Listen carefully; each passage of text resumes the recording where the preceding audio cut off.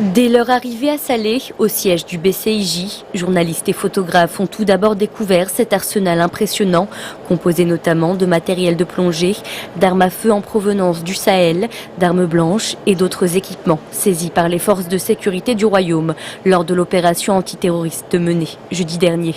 Lors de la conférence de presse tenue ce matin, Abdelhak Riem, qui s'est félicité du professionnalisme de ses équipes, a également révélé certains détails glaçants sur les intentions des membres de la cellule neutralisée.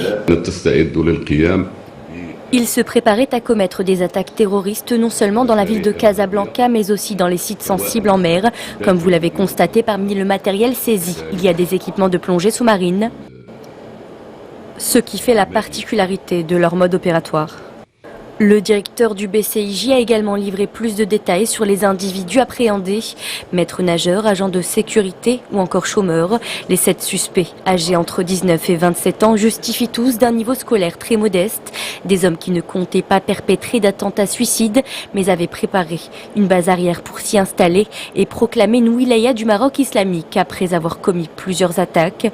Le chef de cette cellule, arrêté lui aussi vendredi dernier, aurait prêté allégeance au groupe terroriste il y a plusieurs années. Le chef de file de la cellule, imprégné du discours idéologique extrémiste, avait tenté vainement à plusieurs reprises depuis 2016 de rejoindre l'État islamique au Sahel.